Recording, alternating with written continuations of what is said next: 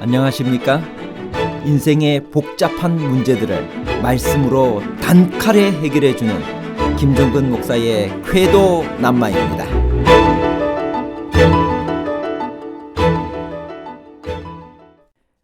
느헤미야 12장 27절에서 예루살렘 성벽 봉헌식은 성벽 공사가 끝난 직후에 진행되었나요? 아니면 성벽 공사가 끝나고 상당한 시간이 흐른 다음에 진행되었나요?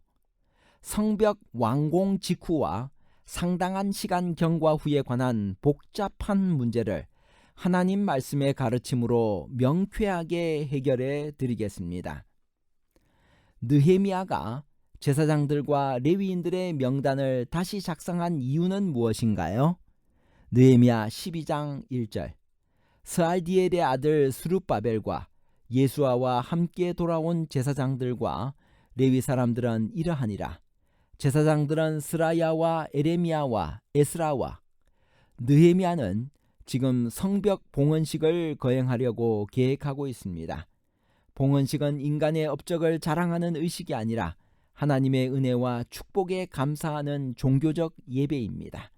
그래서 이 모든 의식을 규례에 맞게 거행할 제사장들과 레위인들의 정비가 필요했습니다. 또한 거룩한 성전에서 모든 제사를 진행할 제사장들과 레위인들이 수에 맞게 있어야 했습니다. 느헤미야 12장 1절에서 26절을 보면서 느헤미야가 조사한 명단들은 어떻게 되나요?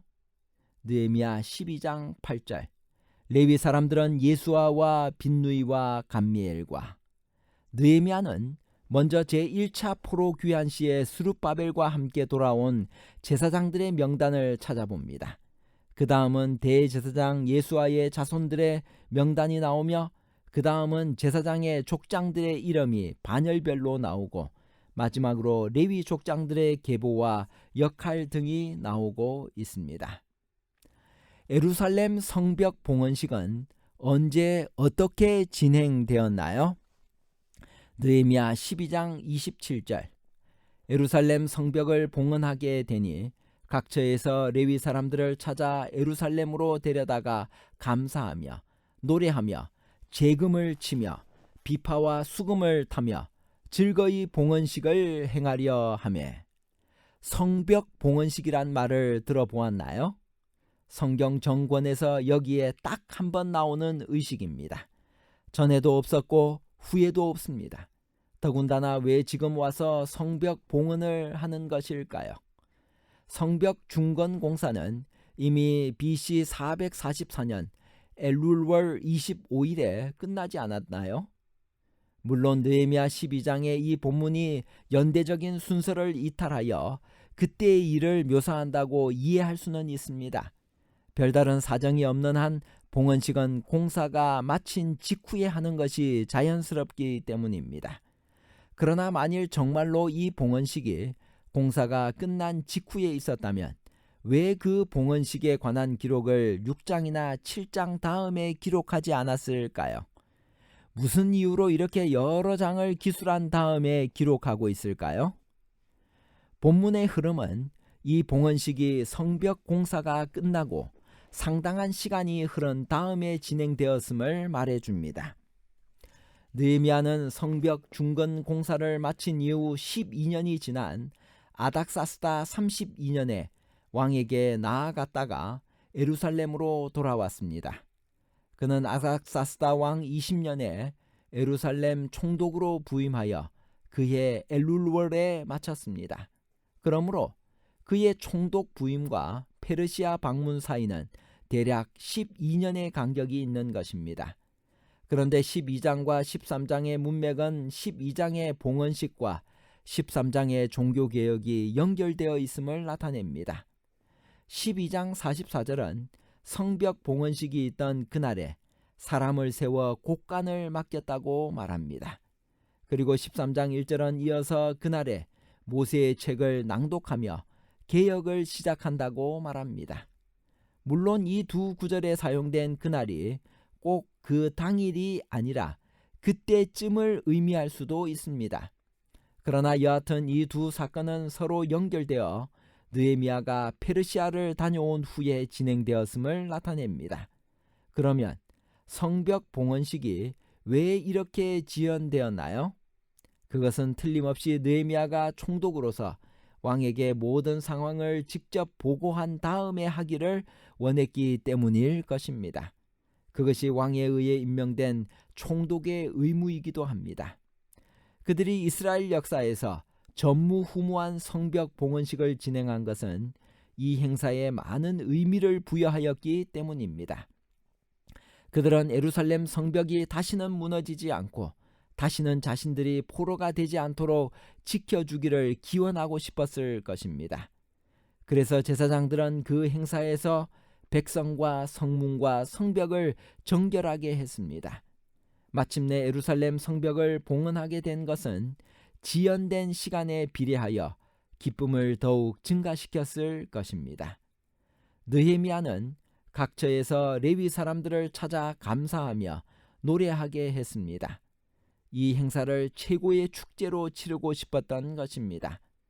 그는 제사장들과 레위 사람들이 몸을 정결케 하고 또 백성과 성문과 성을 정결케 한 다음에는 찬송하는 무리를 두 무리로 나누어 행진하게 했습니다.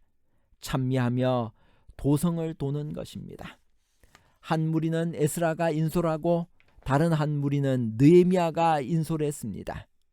에스라가 지도하는 무리는 골짜기 문, 분문, 샘문, 다윗성의 층계, 다윗의 궁 윗길, 수문을 거쳐 성전으로 행진했습니다.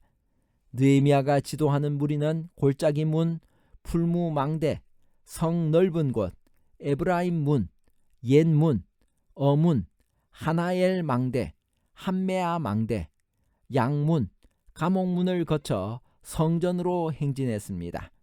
이 행진을 상상해 보십시오. 나팔과 악기의 주악 속에 찬양이 하늘로 올라갑니다. 기쁨에 겨운 무리들이 도성을 돌아 성전 앞에서 만나며 그 행진은 절정에 이릅니다. 이 만남의 순간에 참가한 자들은 얼마나 감격스러우며 그 장면은 또 얼마나 감동적일까요? 그야말로 장관입니다. 이날 봉헌식의 핵심은 기쁨과 즐거움입니다. 이날에 무리가 큰 제사를 드리고 심히 즐거워하였으니 이는 하나님이 크게 즐거워하게 하셨습니다. 부녀와 어린아이도 즐거워하였으므로 예루살렘이 즐거워하는 소리가 멀리 들렸느니라. 그들은 큰 제사를 드리고도 모두가 심히 즐거워했습니다.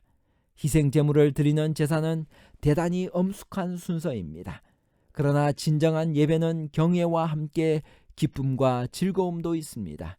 수고하며 헌신한 결과로 성벽 봉헌식을 진행하는 그들의 기쁨에 함께 박수를 보냅니다. 느헤미야 12장 44절에서 47절은 레위인들을 위한 11조 제도를 다시 한번 확고히 하는 장면이 나옵니다. 11조 제도의 설명이 거듭 나오는 이유가 무엇이며 우리에게 주는 교훈은 무엇인가요? 느헤미야 12장 44절에서 47절. 그날에 사람을 세워 곡간을 맡기고 제사장들과 레위 사람들에게 돌릴 것, 곧 율법에 정한 대로 거제물과 처음 익은 것과 11조를 모든 성읍 밭에서 거두어 이 곡간에 쌓게 하였노니 이는 유다 사람이 섬기는 제사장들과 레위 사람들로 말미암아 즐거워하기 때문이라. 그들은 하나님을 섬기는 일과 결례의 일을 힘썼으며 노래하는 자들과 문지기들도 그러하여 모두 다윗과 그의 아들 솔로몬의 명령을 따라 행하였으니 옛적 다윗과 아삽의 때에는 노래하는 자의 지도자가 있어서 하나님께 찬송하는 노래와 감사하는 노래를 하였음이며 스룹바벨 때와 느헤미야 때에는 온 이스라엘이 노래하는 자들과 문지기들에게 날마다 쓸 몫을 주되 그들이 성별한 것을 레위 사람들에게 주고 레위 사람들은 그것을 또 성별하여 아론 자손에게 주었느니라. 11조 제도는 제사장들과 레위인들이 자기들의 생업에 매달리지 않고 성전에서 봉사할 수 있도록 하기 위해 하나님께서 마련하신 제도입니다. 즉 레위인들에게는 기업을 따로 주지 않고 11조에 의지하여 살게 하신 것입니다. 결론입니다. 첫째, 느헤미야 12장 27절에서 예루살렘 성벽 봉헌식은 성벽 공사가 끝나고 상당한 시간이 흐른 다음에 진행되었습니다. 둘째, 찬송하는 무리를 두 무리 중 한 무리는 에스라가 인솔하고 다른 한 무리는 느헤미야가 인솔했습니다. 셋째, 이날 봉헌식의 핵심은 기쁨과 즐거움입니다. 감사합니다.